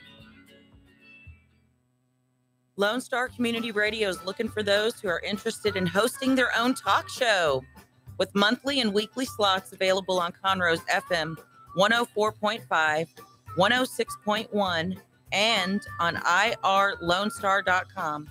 Start your own podcast, create your first YouTube channel, and be on TV. Contact Lone Star Community Radio online at irlonestar.com or call the message line at 936-647-3776 to take your first step into the radio world. Conroe Coffee is a local coffee shop located in the heart of downtown Conroe at 206 North Main Street, Conroe, Texas. Conroe Coffee serves breakfast, lunch, and dinner, along with other treats and coffee. For more information regarding store hours and delivery in downtown Conroe, Conroe Coffee is on Facebook or by telephone at 936-266-7632. We would like to thank Conroe Coffee for being a supporter of Lone Star Community Radio and our morning sponsor with Mornings with Lone Star. Let your children play. If you give this man a ride, sweet family will die. Killer on the Welcome back. Morning's Lone Star, Dick and Skippy, 10:05 on the dot. Temperature already up to a balmy 79 degrees. Yeah, Ooh. That's right. The storms be a coming, gathering. So be safe out there. Wear your umbrella, grab your galoshes, and do what you got to do. You got Brett in studio with us this morning and telling all kinds of tales on me. That's okay. My life is an open book. Okay, it's closed now. Good. There we go. Oh, was I supposed to say something there? I'm just letting you do it. You know, you had your chance. Letting you do it. You missed it. So. When we left you guys last time, we were talking about McPass shutting down after 40 years, and we were talking about the kind of the ripple effects of time and how things are changing in the sense of generations, like what's going to happen to nonprofits and what's going to happen, especially here in Conroe and Montgomery County, because everything's growing and changing. And what do we foresee? And if you're listening, you're on Facebook or YouTube, feel free to type in on the comment section and let us know what you think is going to change the most when it comes to the community and also the nonprofits and what's going to grow from it. Because they gave $35,000 to the Greater Conroe Alliance. Yeah. And what do they put on exactly? The Greater Conroe Arts Alliance. Now that is like kind of the repository of different art. So, the art gallery, symphony, it's almost like a Better Business Bureau for the arts here, kind of puts them under that umbrella. It's like Houston has the Houston Arts Alliance. You don't have to be a part of it. If you're not a part of it, you can still, do just fine and dandy, but it helps with networking and brand recognition. So GCAA, by its very name, the Greater Conroe Arts Alliance, specifies the Conroe area, while McPass, again by their name, the Montgomery County Performing Arts Society, means that we've gone from a county chartered nonprofit to a city chartered nonprofit. So this is a golden opportunity for GCA Gulf Coast, Greater Conroe, to extend into Montgomery, into Magnolia, into Willis, into Cut and Shoot, Porter, Montgomery County, including the Woodlands. They can actually, because there is, as much as we have Sharks and Jets with Woodlands versus Conroe, lots of Woodlands people come up to watch the Conroe shows. In fact, they'll drive to Conroe before they drive into Houston, for the most part, unless, of course, you hit the alley. But for regional level theater. How strange. They'll drive 5 miles sooner than they'll drive 35 miles. Well, an odd concept. Well, it also depends on the show. You have the Houston theater scene, which is decades in the making, and you do have equity level theaters, and then you have two in Conroe that are, one's based in an old vaudeville theater. Well, and to be fair, Woodlands stole all of Houston's really good concerts when they opened Cynthia Wood's Mitchell Pavilion. They did. So people in the Woodlands are used to thinking of the Woodlands and the Montgomery County area when they think of entertainment. They don't think of Houston anymore because that's always where'd you go to a concert? That's why I was always puzzled by the Woodlands not really having a big symphony or because I know they started one up. Yeah, Daryl Bear's had the Woodland Symphony Orchestra for a few years now. In fact, because we partnered up for the Shakespeare deal. Shakespeare in the Park. An awesome guy. That's probably why they won the award, but not because of you. Yeah. Oh, yeah. Absolutely. My job is just to take credit for the hard work of others. You did great. Hello. You did good. No, they did good. They did good. Everyone did good. But, the Woodland Symphony has financial issues themselves. Woodlands has a boys choir, which they just went to Vienna and partied down with the Vienna boys choir. These guys are good. These kids are good. But they're just, a lot of it's American. Like you said, a lot of them get PR firms. Now, with my company, when I'm not here, I actually have a soft spot. And so I will help these nonprofits best that I can with their PR on my dime. And this is not an open invitation for more to call me on that. But that's where, so the people who do donate, problem is there's so many, everybody for their birthday on Facebook now. Oh, I want to save the chickens, save the vegans, save the whales, save the rainforest, save this and that. You can't even wish someone happy birthday anymore. Now they have a Facebook. So-and-so is asking for donations for their birthday. You don't know when to give up, what to give to whom. So either you give to the same number of people less money because you don't have as much, or you pick one or two. So instead of doing, so you pick a cause. Is it animals or humans? Okay, if it's animals, is it rescuing them? Is it this? If it's humans, are they homeless, or are they veterans, or are they poor, or are they jobless? You have to pick and choose and get down the nitty gritty of, okay, elderly who can't eat, Meals on Wheels. There yeah, you but go. I feel like you're spending way too much time figuring this out. Like the whole train of thought, you're just trying to give money to something, like to really figure out where you're giving your money. And it's really hard to do that today. That's why you got to go with your heart now. And that's what more and more people are doing. So, well, I mean, because most people, I bet you on the street, if you're asking, hey, what nonprofit should I get involved with? A lot of people are like, well, you got to check this website to check their rating. Because you don't know if they're stealing your money or whatever. And here's the thing. Most of the local nonprofits operate on like 100% volunteer base. Even Montgomery County Food Bank, their administration is paid very little for that very purpose. So people are shying away more from the United Ways of the world because they see these memes going around, whether or not they're even accurate. Oh, only 12 cents per dollar it goes to services. But you're pretty much guaranteed in a smaller nonprofit that most of that money is going to go back in and not. Well, I know that was pockets. Kind of like in Montgomery County, a lot of their nonprofits, that's written in their literature. What you spend in the county stays in the county, kind of, that's their puff piece. But and I think that also helps the county grow into a positive light, because Montgomery County, like you said, was growing and things like that, and we're gonna be the county itself is gonna be facing some changes. There's gonna be a lot of growing pains with this. Anytime you give money to anybody for anything, do due diligence. Don't just throw money around. Check them out.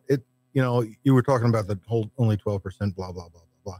Some of the places where only 12% goes to mission are these huge places, and the people who are saying goes to mission have limited the mission down to a very tiny part of what the actual mission is. I mean, Red Cross is one that gets a lot of abuse for only 12% goes to mission. Yeah.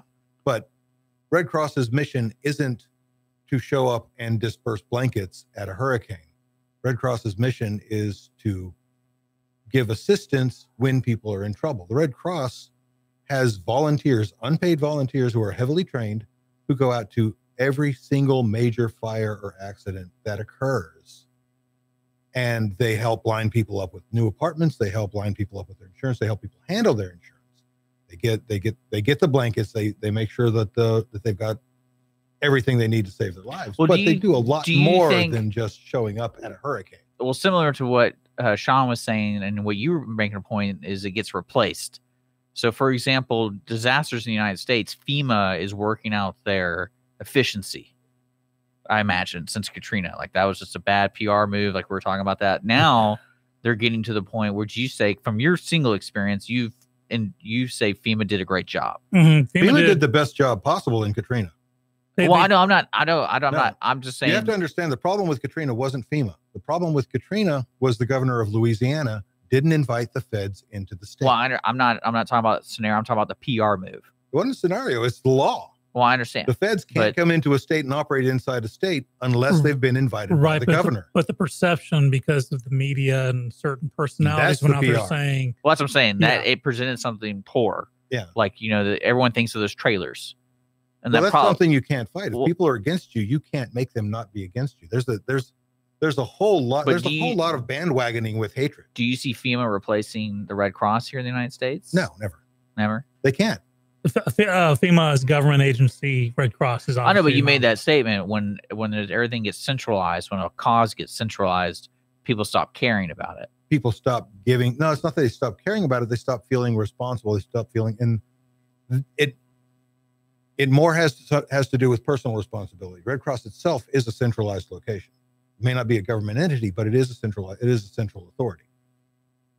Well, they also do stuff year round. I mean, they don't just say, hey, they had a hurricane. That's all we're doing this year. Yeah. Well, they advertise all year round and all that other stuff. But yeah. But Brett's right when he says do your due diligence, because while you gents have been talking, I've been kind of looking up, Red Cross.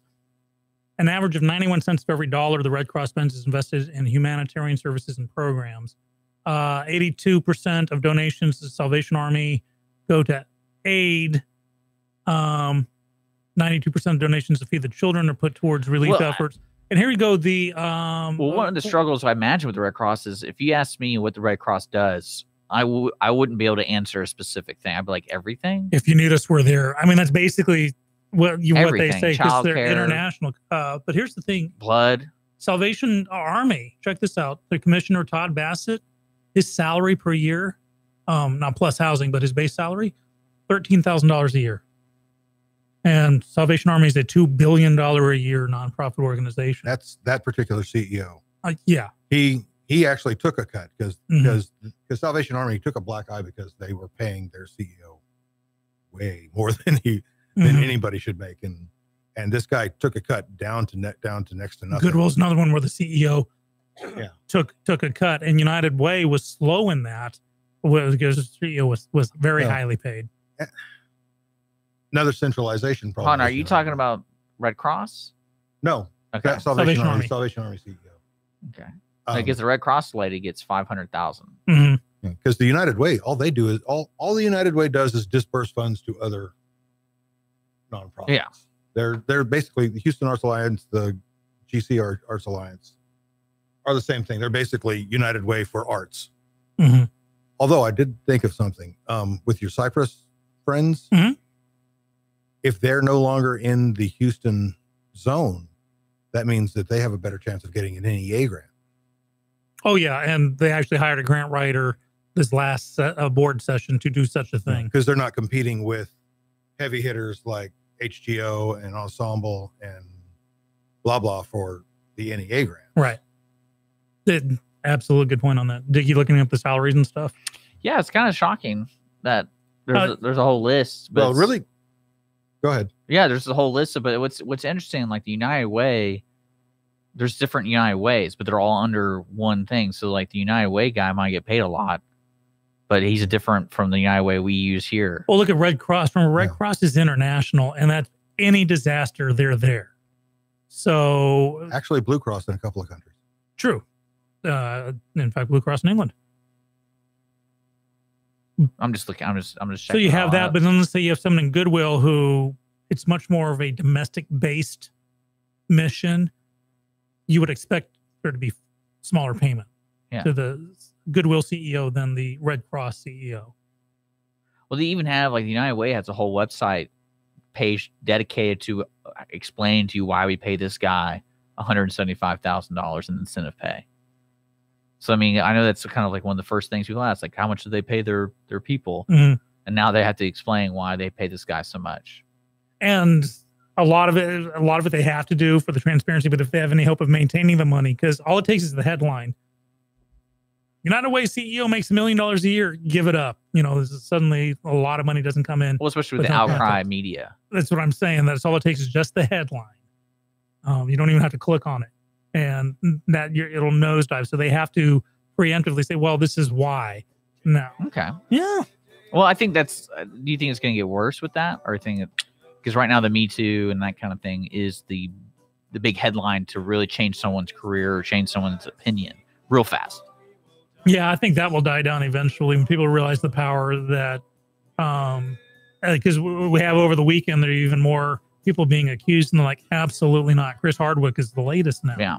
And people are fighting back going, no. And remember how I said a while back, give it another month. And at that point, if you haven't come forward since by that point, then that's where your belief factor starts plummeting. Yeah. And I think that's the point we're at now. Well, when we come back, we're going to cover more news items and have more fun with Brett and Skippy. So you're listening to Lone Star Community Radio on irlonestar.com and Conroe's FM 104.5, 106.1. Girl, you gotta love your man. Conroe Coffee is a local coffee shop located in the heart of downtown Conroe at 206 North Main Street, Conroe, Texas. Conroe Coffee serves breakfast, lunch, and dinner, along with other treats and coffee. For more information regarding store hours and delivery in downtown Conroe, Conroe Coffee is on Facebook or by telephone at 936-266-7632. We would like to thank Conroe Coffee for being a supporter of Lone Star Community Radio and our morning sponsor with Mornings with Lone Star. Remember to download the Lone Star Community Radio app from your Google Play Apple Store. Bring Montgomery County's community radio with you anywhere with your smartphone or tablet. If you are in the Conroe area, tune in on FM 104.5, 106.1. If you are on your computer, bookmark irlonestar.com as your internet radio station. Lone Star Community Radio, broadcasting 24/7 from the heart of downtown Conroe, Texas. Path to the Plate is a research-based education program that helps consumers understand how their food choices impact their health by making the connection to agriculture.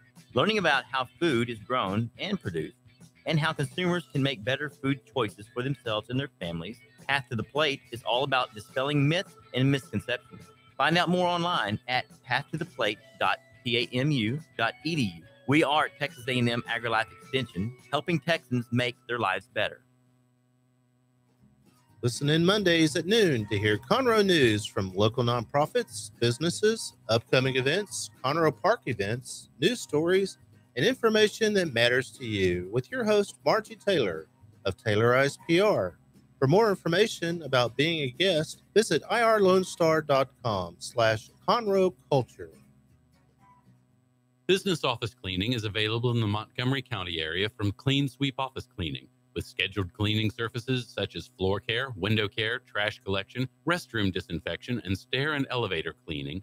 Clean Sweep can service a business one time or on a regular schedule, with daily, weekly, and monthly options. Clean Sweep Office Cleaning can be found online at cleansweepofficecleaning.com or by calling 832-689-7996. Clean Sweep Office Cleaning. Take back your time and let us make your office shine. Mornings with Lone Star is sponsored by Clean Sweep Office Cleaning.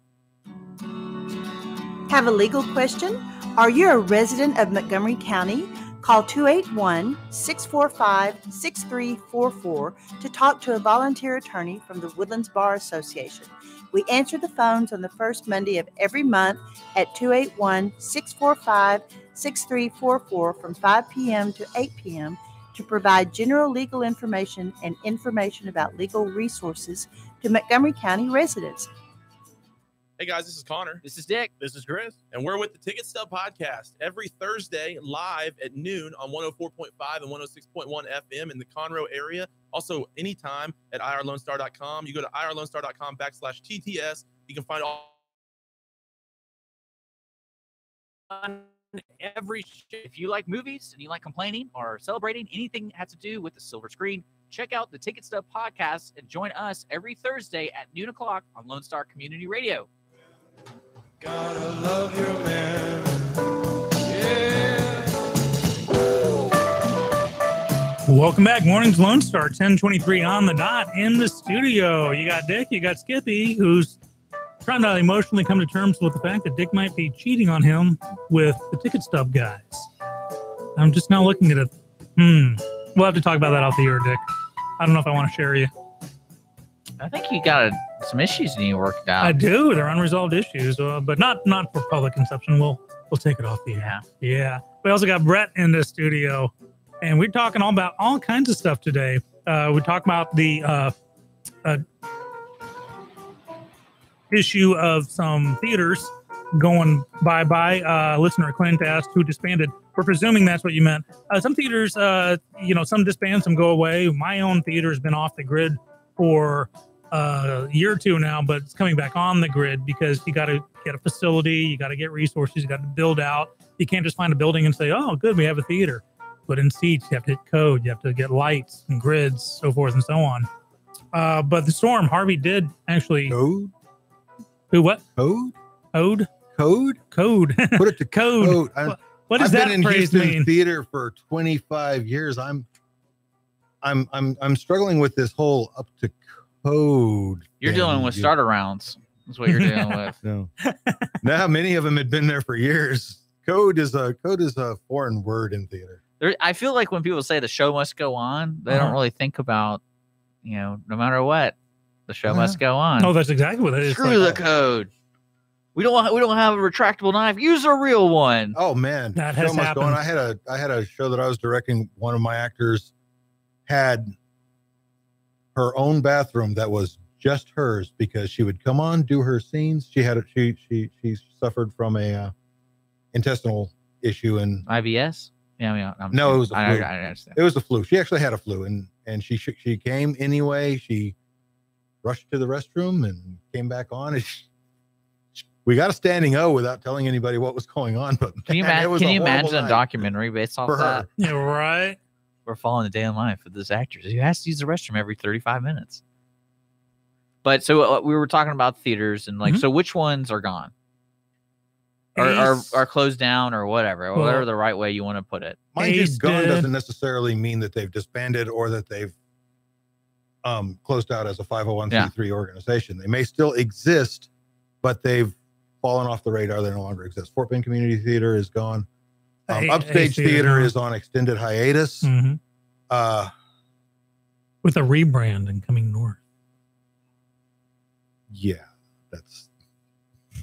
What's that if you mean? can get the board together. Board already met. Oh, okay, cool. Yeah. Cool. All right. There were a couple of others that I heard from because I'm on the periphery these days. That it's like any small business. It's a small business. A community theater is a small business. Okay. And depending on if you have a product that people are willing to buy, you succeed. Or if it could be out of your control. There's a theater that got hit hard by Harvey. Fortunately, they lost a lot of equipment and costumes. Fortunately, my theater was in a position to loan those items to them, quote unquote, indefinitely, for no set period of time. So it enables them to get going, rebuild their monies before I take this equipment back. So whereas there's a healthy competition between theaters, no theater, well, maybe with one or two exceptions, actively wants to see another theater fail. I do. I'm just kidding. I don't really care. As long as they put on good shows. Well, see, here's the thing with the Crichton and the Owen, facing down. What do you mean facing down? Oh, okay. Yeah. Facing down. Okay. Yeah. Literally facing down. And also like kind of Sharks versus Jets. There's a healthy competition. It's not, the Owen doesn't want the Crichton to fail. Players don't want stage right to fail. They want to beat them. Well, being here and that for builds the 5+ years, I would say their choice of shows are drastically different from one another. Mm-hmm. Because to me, it seems that the players focus on more traditional and shows. Straight. And over here they do like Legally Blonde, which I don't know who would go see that, but I know my mom probably would. But do you know the main reason behind that? Because it's fun. Well, beyond that, the Owen is a straightforward theater with 300 and something seats, 300 seats, and not a lot of fly space, which means the ceiling, you only get 12 feet up before your head hits the lights hanging down. The Crichton has 40 foot. Sounds like they're just afraid ceilings. To break the mold. Well, here's the thing: you can't do this. You can't do. You don't think that if you have a 12-foot ceiling, you can't have a 2-story set. Oof. Yeah. I don't know. It's just also if you only have a 12-foot ceiling, you can only have one set per show ever. If you have fly space, you drop a teaser down. You can pick up whole sets. And drop whole sets. And that's what the Crichton has. So they they can do the bigger ones like that. Now it's tougher. When I do shows, I tend to have multiple sets at the Owen, but we use the wing space. Or even if you watching Kiss Me Kate, we actually built the set on stage during the opening number by opening up the sliding doors to the back of the stage where everything's kept, where the shop is, and had the set prefabbed there. So as people are singing, we raise those doors and bring out the set and build it during the opening number. And so that's how you can take a disadvantage and make it artistic, make it part of the show. Okay, cool. Were you involved in Oliver at Fort Bend? No. Did you see it? No. Oh my God. They had 3 complete sets built in rollaway boxes on the stage that they just kind of flipped them around and flipped doors. It was an amazing piece of mechanics and would have been great if it had been properly organized. But it was a good show and the actors were great, but it was, yeah. Just reminded me of what you were talking about because Fort Bend had no fly space. And this was in their Westwood location. Their Stafford location had no fly space at all. Their Stafford location, they were envious of your fly space here in the theater. Right. And there's a theater called Theater Southwest, which they have 8 to 10 foot ceiling. I mean, seriously, if you have a tall person, if you cast a tall person, you're in trouble. Every theater adapts and it helps. You know, some theaters you have like little black box area where you do the intimate in your face stuff. Some theaters are designed for grand. Right now, the Crichton is designed for grand stuff because that's that old vaudeville theater. So you have 40-foot tall ceilings and plenty of fly space and a balcony, so you can play to the balcony. So it's hard to do an intimate show, you know, like a little 2-man show, like, you know. Well, I mean, I've seen them try to do intimate shows. Like I saw Driving Miss Daisy, and the set was very minimal. Even in the car scene, Elephant Man is another example. Yeah, and like it's just I think that's Craig Campbell. I think he's just really good at doing the intimate stuff. Right, but I mean, it's difficult to put an intimate show on in a huge honking theater. Yeah, because when they did the cars, it wasn't even a car. It was just them sitting in chairs and they were pretending to drive. And the lighting was interesting because they kind of cut it off at the feet and stuff, but it was still good. I mean, I watched the entire thing. I didn't fall asleep. Oh, that's how I judge. That's how I judge shows. I don't fall asleep. So. What did you want them to do on stage? You wanted them to bring in a 57 Studi and just sit in a 57 Studi? Yeah, I have no idea. I mean, this is theaters, you know. Well, here's the thing, Miss Saigon. They made it rain during. They actually have a helicopter. It's called for in the script. There's also some really nasty stuff called for in the script that I cannot see with Saigon going on here in Conroe. You can't put on Miss Saigon and have just guys in the back going to fake it. You know, you have to have the helicopter. It's called for. So you can't put on that show unless you have money to say we're going to prefab a realistic looking helicopter, not something made out of foam core and like looking like Charlie Brown, Lucy's psychiatrist booth. Okay. Well, I mean, I think theater is going to continually improve here because of the arts and the heaviness of now the Conroe Art Alliance kind of inheriting the McPass stuff, which to me, I'm interested to see what they're going to be doing over the next couple of years because they mainly handle that Medley building, right? From what I understand. Medley. Thank you. The Medley Art Gallery. So, okay. Well, let's switch gears a little bit because we got another break coming on. We got the head of the VW, Audi, yeah. He got arrested. He's in the pokey right now because they don't want to take a chance on him changing the diesel numbers. So that was a surprise. Yeah, they were fined $1 billion, I think last week, and then now it's come out that they arrested him. So, and which is you don't hear that really, like CEOs and head executives getting arrested unless you're in China. Is the actual CEO of VW Audi, or is this the CEO the head of VW Audi America in Germany?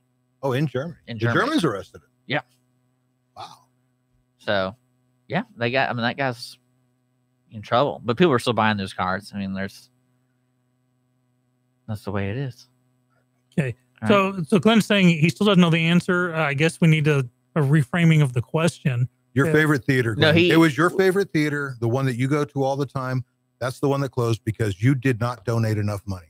So your fault. You might be able to bring it back to life if you go find it and give it $150 and say, "Come back, please. I love you." There you go. Works for me. Also roses. They want roses. Well, no, one thing I wanted to talk about with this VW deal, do you feel the way the United States handles this kind of stuff, especially with the bank, like Wells Fargo got in big trouble for what they were doing and they stole a lot of money or they misrepresented a lot of money. Mm-hmm. Why do you think, besides the bro code or whatever, they're not getting in trouble? Do you see that ever changing? Well, that was now with the Audi deal, that was literally at the top. Yeah. Wells Fargo situation with the other accounts opening up, that was, quote, mid-management level. Now, of course, it could have gone up across to the country. Yeah. But that was, if there was a smoking gun of the CEO or the board saying, hey, this is what we're going to do, it would pop up at some point. Yeah. Someone in there would be going, hey, wait a minute. This is wrong. It takes one whistleblower. Very rarely does it come from the top. Well, because like if you look at the VW deal, they were fined like $20 billion something here. Yeah, and that just happened. And then they had to do the buybacks. Mm-hmm. So people who had the diesel car could sell it back. And there's one guy who totally just started buying VWs and it's like, perfect, I'm gonna sell them back. I bet you that happened one time. I bet you did. And you understand what I'm talking about at all? Okay, good. You're listening. You're not interrupting. God, I gotta remember. Yeah, that. I know. It's the whole but then over in Europe, where they're based out of. They arrest a guy and they do $1 billion. So do you just see the courts having just a different balance of punishment? I think both are designed to hurt. Yes. And that's the thing. You know, in America, there's a lot more money thrown around, so you fine them 20 times what the other guys fine. But you don't arrest them. There's too much of a legal shield here. You arrest a CEO in America, good luck getting a swift trial with a satisfactory conclusion. Look at Enron.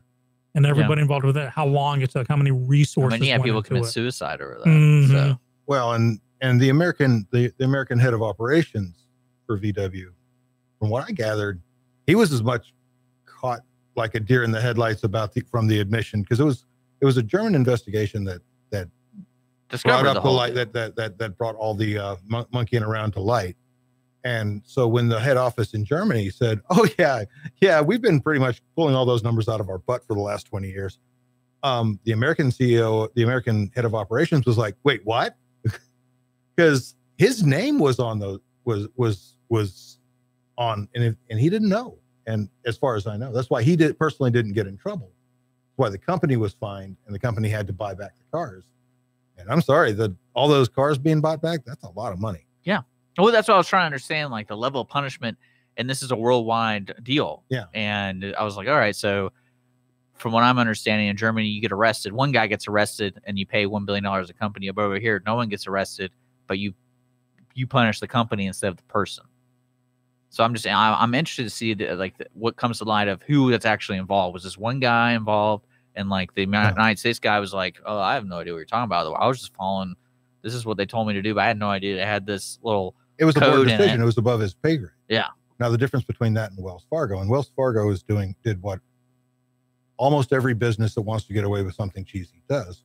They created a policy that is, we will do this a certain way, and we will be nice, and we will not push you to buy products you don't need, and we will not charge you for things that you don't want.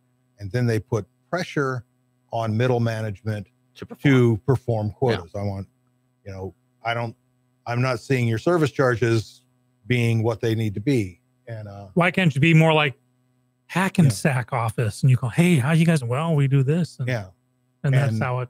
So on paper, they're completely innocent, even though they're the ones pushing the middle management. But basically, they've created a Judas goat, so that no one gets in trouble, but the middle managers, who lose their jobs, and some of them actually go to jail. And that's crazy. Yeah, because all I read about in China, they do punish capital punishment, or what's the correct word? Well, what they do execute is, people. they shoot you, and then they bill the family for the cost of the bullet. So, all right. But legally in China, all those businesses are technically owned by the government. That's true. So screwing around on your business is actively an act of treason. Wait, socialism bad? No. You're listening to Mornings with Lone Star. We're going to take a quick break. It's 10:38. We'll be back. Make him understand. Conroe Coffee is a local coffee shop located in the heart of downtown Conroe at 206 North Main Street, Conroe, Texas.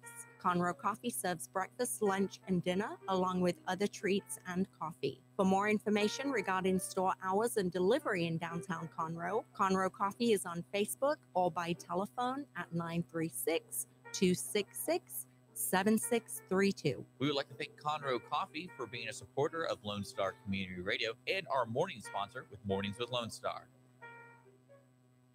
For those of you who like your partners, your gumbo, and your music salty, well, we're here to help with the music. Julian Shea here, host of Lone Star Country Nights Thursday, your weekly dose of roots and Americana and all the music that makes this part of the country special. We stir in Western swing, honky-tonk, Zydeco, Texas blues, outlaw country, and put a pinch of red dirt, and then we smoke it over a slow fire. Then listen to the results Thursday nights on Conroe's 104.5 and 106.1 and worldwide at irlonestar.com. A Lone Star Community Radio is ready for the summer. If you or anyone you know is looking for summer internship opportunities, a Lone Star Community Radio is a great place to grab the mic and be on the air. A Lone Star Community Radio offers a great opportunity to those interested in learning about the radio world all year round. be an on-air personality, talk show producer, or YouTube TV podcast editor. Contact the station at info@irlonestar.com or call the station's message line at 936-647-3776. What is homelessness? Have you seen parents struggle to find a job without having transportation or childcare? What about the children sleeping in cars with nothing to eat? Families shouldn't have to struggle to survive, and children should not be homeless. Family Promise of Montgomery County serves the needs of homeless families and their children. Learn about ways you can help and learn about partnership opportunities at www.familypromiseofmc.org or call our day center at 936-441-8778. Business office cleaning is available in the Montgomery County area from Clean Sweep Office Cleaning, with scheduled cleaning services such as floor care, window care, trash collection, restroom disinfection, and stair and elevator cleaning. Clean Sweep can service a business one time or on a regular schedule, with daily, weekly, and monthly options. Clean Sweep Office Cleaning can be found online at cleansweepofficecleaning.com or by calling 832-689-7996. Clean Sweep Office Cleaning. Take back your time and let us make your office shine. Mornings with Lone Star is sponsored by Clean Sweep Office Cleaning.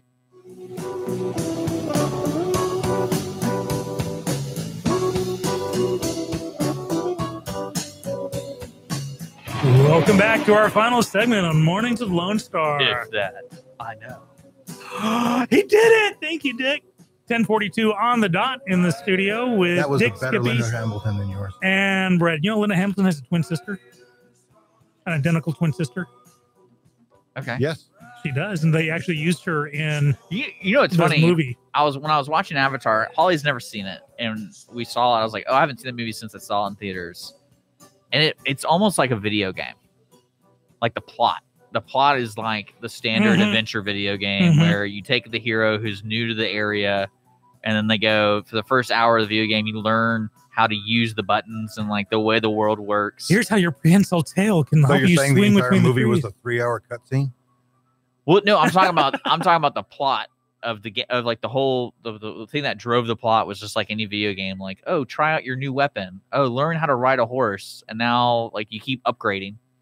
And you're mortally wounded. See if and you then can it's like, mix with you your- want to change the way this world works? Go find this ultimate fantasy creature, Find the tree. and you'll change the world. And Do he you think finds they the would have- he finds the big pterodactyl deal. Do you and think I'm they'd like, have Avatar online? Would people like buy that? You know, a monthly subscription to where you're on. What's the name of the place? Pandora. well, like imagine being that military general and you lose the planet. Like that guy's never always dead, but like he's not like that. Think better be dead. Think about the embarrassment of that. Because they literally lost to people with bows and arrows. Right.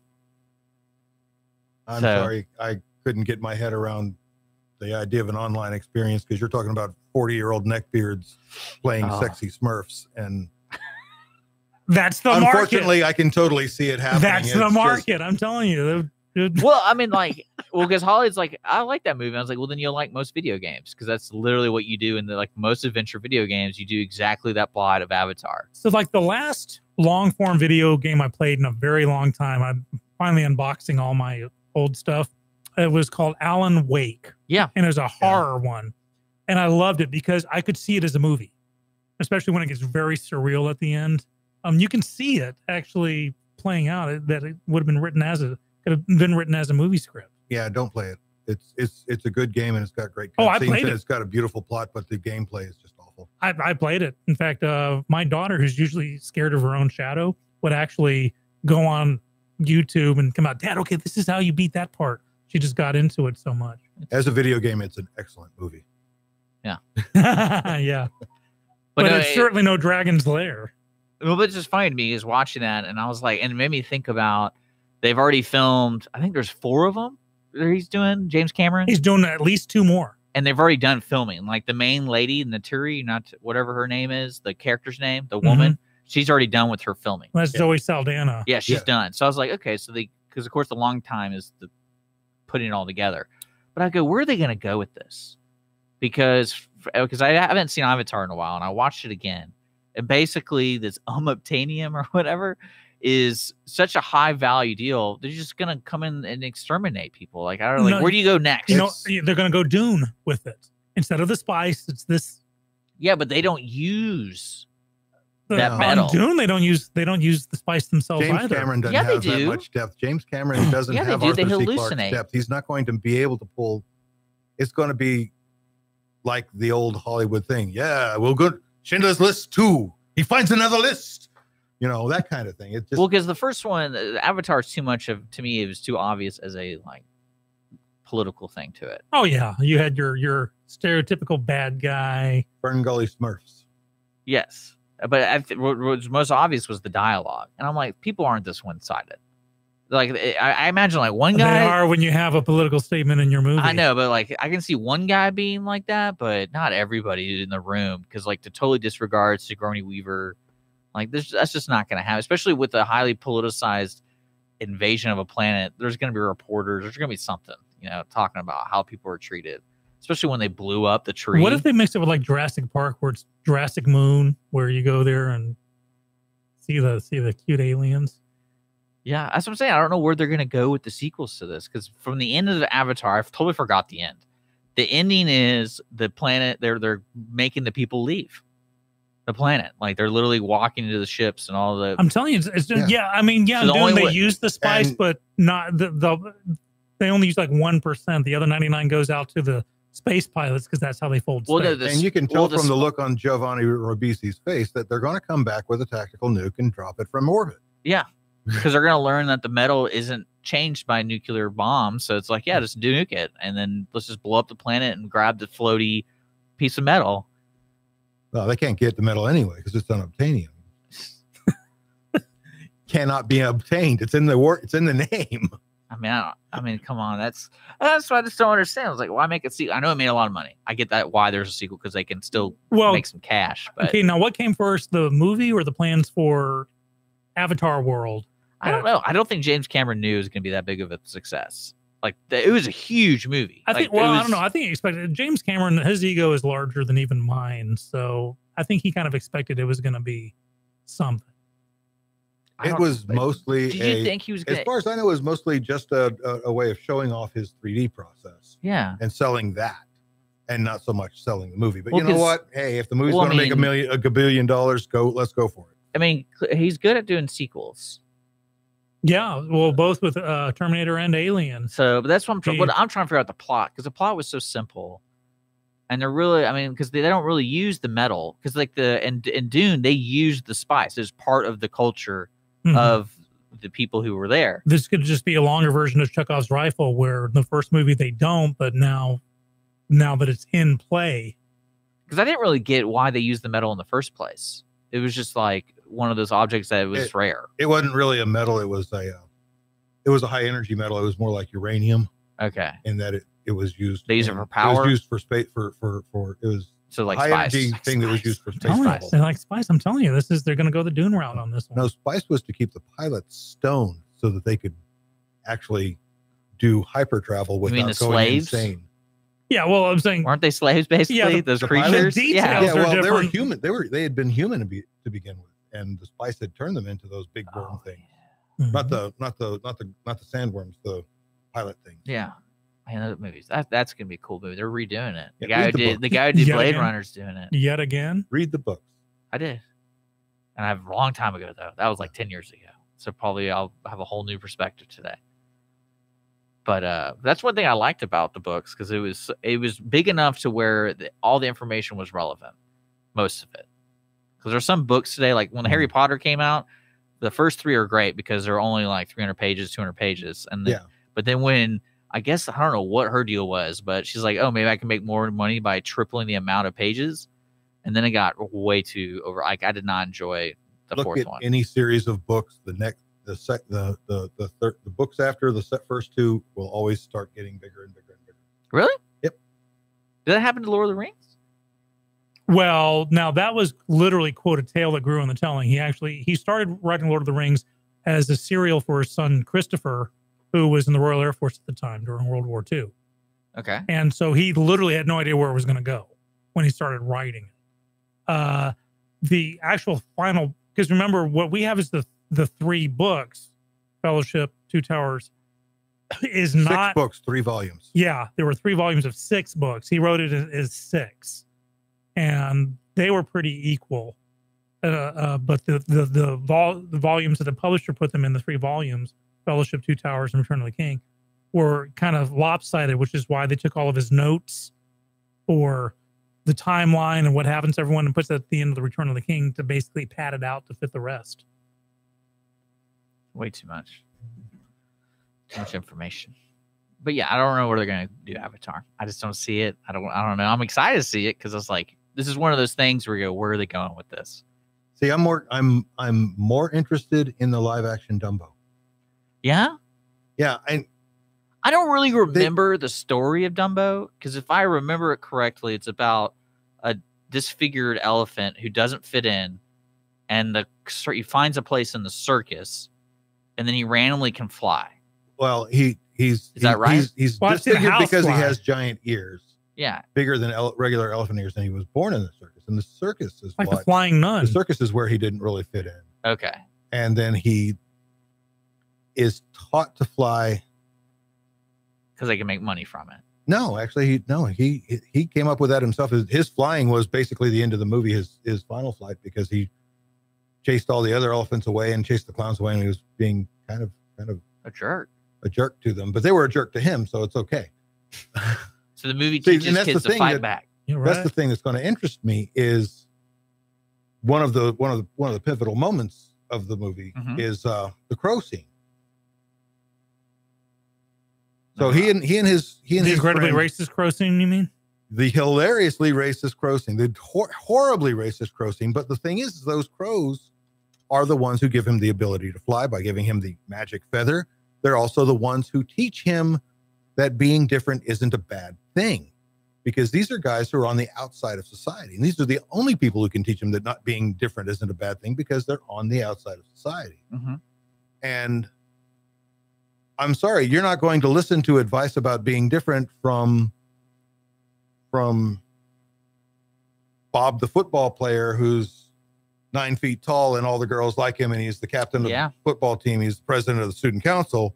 You're going to listen to the teacher who's kind of a little weird, but everybody likes him anyway because he's the good teacher, even though he's on the outside of the popular group. That's just the way it is. And that's what I want to see. I want to see how they replace the crows, because they're going to have to. Because that was, like you said, it was a pivotal moment. Yeah. And that's gonna, it's gonna be so cheesy too. Knowing them, it's gonna be stupid. They're actually, I bet they don't even acknowledge that. I bet it just he just learns to fly on his own. Well, it's more human oriented. This is more human oriented than the other one was. You can tell already just from the. It's like Peter gonna rescue him from the circus. No idea.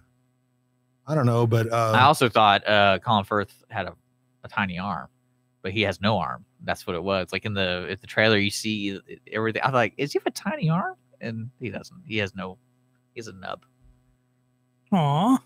I think it's a nub. Colin Firth. Is his name Firth? Colin Farrell? Yeah, Farrell. Yes. What's Colin? Who's Colin Firth? It's Colin Farrell. Colin Firth is the English actor. So Colin Farrell is the Irish actor. Yes. Okay. Big difference. But yeah, hey Brett, I want to say thanks for coming in.